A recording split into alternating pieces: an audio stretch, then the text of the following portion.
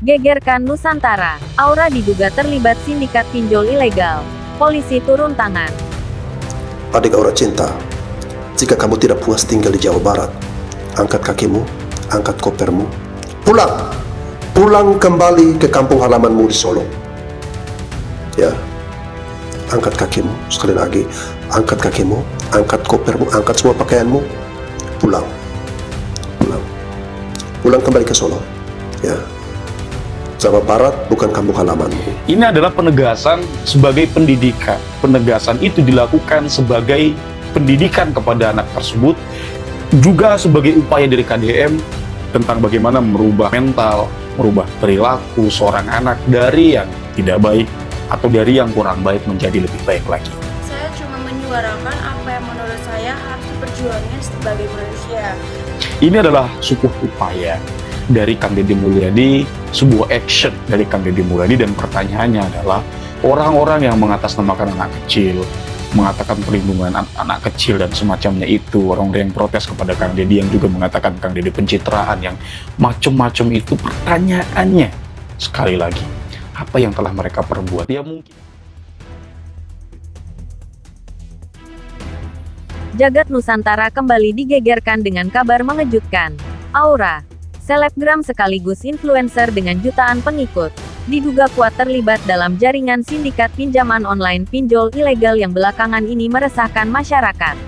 Informasi ini mencuat setelah Kepolisian Republik Indonesia Polri mengungkap adanya aliran dana mencurigakan yang mengarah ke rekening milik Aura.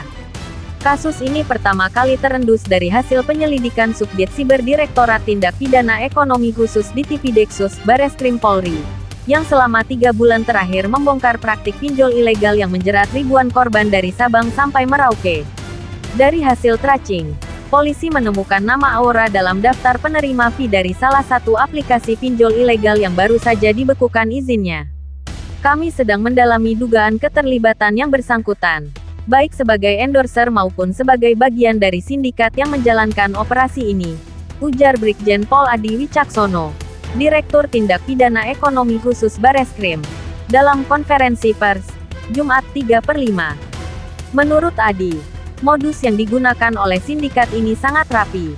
Mereka memanfaatkan popularitas selebgram dan influencer untuk mempromosikan aplikasi pinjaman cepat yang ternyata ilegal dan mencekik dengan bunga tinggi. Dalam kasus ini, Aura diduga menerima komisi besar dari setiap orang yang mendaftar melalui tautan yang dibagikan di akun media sosialnya. Bahkan, menurut data sementara yang dihimpun kepolisian, jumlah korban yang terjerat lewat promosi Aura diperkirakan mencapai lebih dari 15.000 orang, tersebar di berbagai daerah, mulai dari Jawa Barat, Sumatera Utara, hingga Sulawesi Selatan. Nilai total kerugian pun fantastis, diperkirakan menembus 35 miliar rupiah. Publik marah, netizen geram. Begitu kabar ini mencuat ke media, gelombang kemarahan langsung membanjiri akun media sosial Aura. Tagar-tagar tangkap Aura dan tagar stop pinjol ilegal langsung trending di platform X, dulu Twitter, dan Instagram sejak tadi pagi. Banyak netizen merasa kecewa karena selama ini Aura dikenal sebagai figur inspiratif yang kerap membagikan motivasi finansial kepada para pengikutnya. Saya dulu ikut pinjol itu karena iklan dari Aura. Ternyata malah jadi korban. Gaji habis buat bayar bunga, tulis salah satu netizen yang mengaku jadi korban. Sementara itu, pihak Aura melalui kuasa hukumnya, Deddy Firmansyah, membantah keras tudingan tersebut. Menurut Deddy, kliennya hanya melakukan kerja sama promosi tanpa mengetahui bahwa aplikasi tersebut ilegal. Kami tegaskan, klien kami adalah korban juga dalam hal ini. Ia hanya menjalankan kontrak iklan, tanpa mengetahui seluk-beluk operasional aplikasi tersebut, tegas Deddy dalam pernyataan resmi. Polisi dalami peran lain, potensi tersangka baru. Meski pihak Aura membantah, Polri menyatakan akan tetap memeriksa secara mendalam. Menurut sumber internal kepolisian, saat ini penyidik tengah menelusuri apakah ada indikasi pencucian uang yang melibatkan aset properti dan kendaraan mewah milik Aura. Tak hanya itu, aparat juga tengah memetakan kemungkinan keterlibatan beberapa influencer lain dalam jaringan ini. Bisa jadi, ini baru puncak gunung es. Kami tidak akan berhenti sampai seluruh pelaku, baik operator maupun endorser, diproses hukum, Tambah Brigjen Adi. Pakar Hukum Pidana, Prof. Rudi Hartanto, menilai kasus ini bisa menjadi preseden penting. Jika terbukti, ini bisa masuk kategori penipuan, pencucian uang, hingga kejahatan siber. Ancaman hukumannya berat, bisa di atas 5 tahun penjara, ujarnya. Pemerintah siap lakukan tindakan tegas.